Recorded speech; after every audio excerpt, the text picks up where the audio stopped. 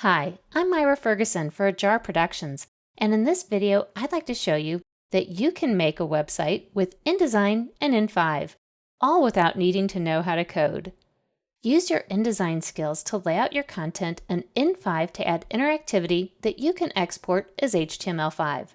Here's an example of a simple website that includes 3 separate screens: a home screen, an About Us screen, and a product screen. The home screen includes a video that is set to autoplay. Go to another section of the website by clicking on a button in the menu at the top. The About Us screen includes a slideshow, and the product screen includes an animation. Let's go to InDesign to see how this is set up. Here's the layout where I have the 3 screens set up as separate pages. On the parent page, on a layer above the other content, are the buttons that go to the Home, About Us, and Products pages. On the home page, I've gone to File, Place to add the video. When I go to In5 Interactive Widgets, Video, I can use the Video widget to set the video to autoplay.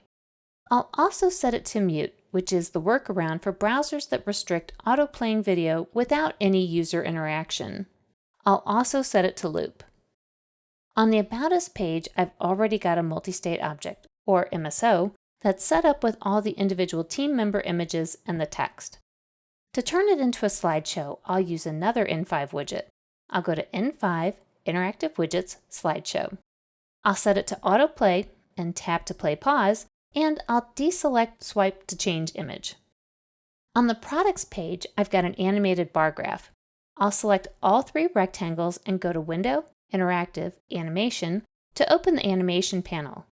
I'll apply a grow animation to all 3 rectangles, set the origin point to the middle bottom, make sure that scaling is unlinked, and set the width to 100%. I'll select just the first rectangle and make it grow to 200%. The middle rectangle will grow to 400%, and the last rectangle can grow to 700%.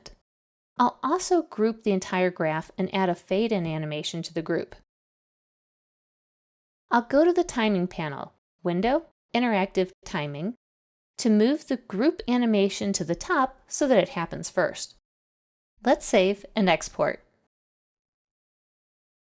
And now we have a simple interactive website. With InDesign and In5, you can add a wide range of interactive content with even more interactive widgets, build wizards, and enhancements, and no coding required.